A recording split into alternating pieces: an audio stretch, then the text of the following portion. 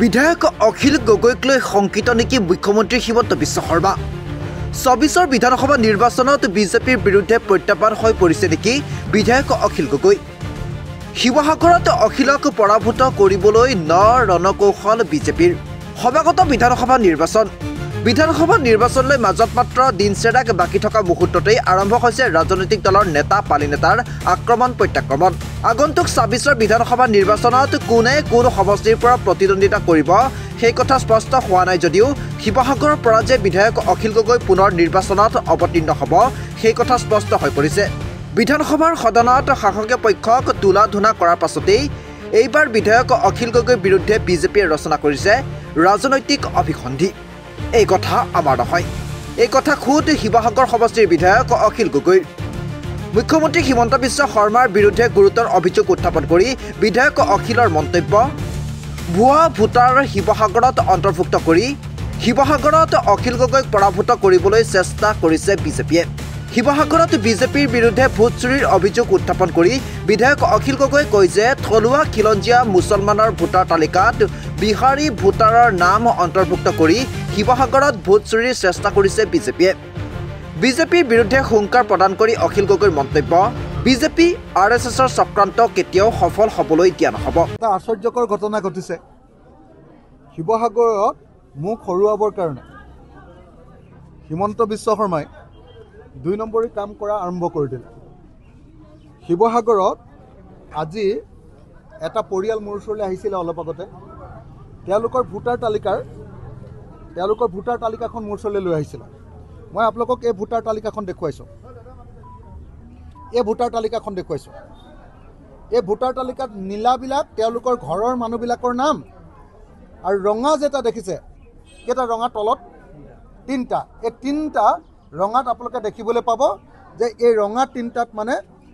৩টা বিহাৰী মানুহৰ নাম নতুনকৈ তাতে মনে মনে অন্তৰ্ভুক্ত কৰি দিছে মই আপোনালোকক গাই দিছোঁ বিধানসভা সমষ্টিৰ নাম নম্বৰ আৰু নম্বৰ হ'ল ৯৬ নাম শিৱসাগৰ অংশৰ নাম ১ ৱাৰ্ডৰ নাম ৪ শিৱসাগৰ নাম মমিনুৰ ৰহমান পিতা মিজানুৰ ৰহমান ঘৰ নম্বৰ ১২ তেওঁ এজন ২৭ বয়সীয়া মানুহ তাৰপাছত ৰিজৱান ৰহিম তেওঁৰ ঘৰত ২৩ বছৰ বয়সীয়া মানুহ তেওঁলোকৰ এই দুটা নাম আৰু আছে ৩ নম্বৰ নামটো হ'ল আহমদ আলী ৰহিম তেওঁ ২২ বছৰ বয়সীয়া এই ৩জন মানুহ থকা এই ঘৰটোত কি কৰিছে ৩টা নতুন মানুহৰ নাম ইয়াত অন্তৰ্ভুক্ত কৰি দিছে ভুৱাকে সেই মানুহ ঘৰত নাথাকে সেই মানুহ ঘৰৰ পৰা মোৰ ঘৰলৈ আহি আমাৰ ওচৰলৈ আহি কৈছে যে আচৰিত ধৰণে যিটো ড্ৰাফ্ট ভোটাৰ তালিকা ওলাইছে ড্ৰাফ্ট ভোটাৰ তালিকাত এই নামকেইটা সোমাইছে সোমাইছে গীতা দেৱী স্বামীৰ নাম গৌতম চাহু ঘৰ নম্বৰ ১২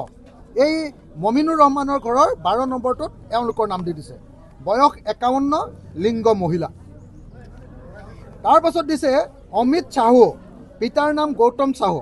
ঘৰ নম্বৰ ১২ বয়স ২৮ লিংগ পুৰুষ তাৰপিছত দিছে কৰণ চাহু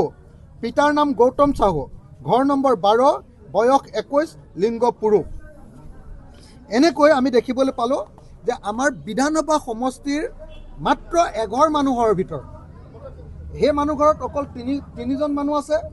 সেই ৩জন মানুহৰ লগত নতুন ৩গৰাকী মানুহঘৰ মুছলিম বঢ়িয়া মানুহ অসমৰ খিলঞ্জীয়া মুছলিম মানুহ তেওঁলোকৰ লগত গীতা দেৱী কৰণ চাহু আৰু গৌতম চাহু অমিত চাহু নামৰ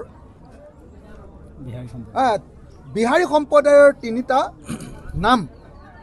এই ভোটাৰ তালিকাখনত অন্তৰ্ভুক্ত কৰি দিছে আৰু এনেকৈ শিৱসাগৰত কি কৰিছে ভোট চুৰি কাম আৰম্ভ কৰিছে আৰু এটা পৰিয়ালৰ পৰা আহিছে মই সেইটো এতিয়া দেখুৱাই নাথাকোঁ এটা উদাহৰণে দি দিছোঁ তো ইতিমধ্যে শিৱসাগৰত ভোট চুৰিৰ কাৰণে বিজেপি আৰু আৰএছএছে কাম আৰম্ভ কৰি দিলে কোনোপধ্যে এই কাম হ'বলৈ দিয়া নহ'ব আমাৰ BLOসকলক আমাৰ ৰাইজৰ দলৰ যিসকল BLA আছে বুথ লেভেল এজেণ্ট আছে তেওঁলোকক মই অনুৰোধ জনাইছোঁ সকলোৱে নিজৰ BLOৰ লগত বুথ লেভেল অফিচাৰৰ লগত তেওঁলোকে যোগাযোগ কৰক সকলোৰে নিজৰ নিজৰ মই শিৱসাগৰৰ ৰাইজক বিশেষভাৱে শিৱসাগৰ নগৰৰ 14টা ৱাৰ্ডৰ টাউনৰ ৰাইজক নিজৰ নিজৰ ভোটাৰ তালিকাখন আপোনালোকক চাবলৈ অনুৰোধ কৰিছোঁ। আপোনালোকৰ ঘৰৰ বিপৰীতে কেনেবাকৈ আপোনালোকৰ অচিনাকি কোনোবা মানুহৰ নাম ভৰাই থৈছে নেকি আপোনালোকে নিজে নিজে পৰীক্ষা কৰক আৰু নিজে নিজে ইয়াৰ বিৰোধিতা কৰক। নিজে নিজে আপোনালোকে ইলেকশ্যন অফিচলৈ গৈ তাৰ বিৰোধিতা কৰক আৰু যদি নিজেই বিৰোধিতা কৰাৰ পাছতো সেইবিলাকৰ নাম কৰ্তন নকৰে তেতিয়াহ'লে মোৰ লগত যোগাযোগ কৰক। মোৰ ফোন নাম্বাৰটো 8822424271 এই ফোন নাম্বাৰত, অথবা মই যে থাকোঁ আমাৰ কি কয় আমাৰ ফুকন নগৰৰ গোহাঁইচুকৰ ফুকন নিবাসত গৈ আপোনালোকে মোক যোগাযোগ কৰিব পাৰে। মই এইকেইদিন অহা 15 দিন ধৰি মই ইয়াতে থাকিম। যদি কাৰোবাৰ ঘৰৰ নামত আমাৰ পুৰণি বাসিন্দা স্থায়ী বাসিন্দাৰ পিছফালে অন্য অচিনাকি মানুহৰ নাম ভৰাই দিছে তেতিয়াহ'লে লগে লগে কমপ্লেইন কৰিবলৈ নাপাহৰিব আৰু এই ভোট চুৰি কাৰ্যৰ বিৰুদ্ধে সকলোৱে সচেতন হওক, সজাগ হওক আৰু আমাৰ নিজৰ সাংবিধানিক অধিকাৰ ভোটাধিকাৰ বঞ্চিত কৰি অসমীয়া জাতিক কেনেকৈ বহিৰাগতৰ দখললৈ নিব খোজা হৈছে তাৰ বিৰুদ্ধে প্ৰতিবাদ সাব্যস্ত কৰক। এটা প্ৰশ্ন, সঁচাকৈ শিৱসাগৰত বিজেপিয়ে আৰম্ভ কৰিছে নেকি ভোট চুৰিৰ ৰাজনীতি? এই সন্দৰ্ভত নিৰ্বাচনী আয়োগে বিজেপিৰ বিৰুদ্ধে কিবা উপযুক্ত ব্যৱস্থা গ্ৰহণ কৰিবনে সেয়া সময়ত হ'ব লক্ষণীয়। News report NV Live।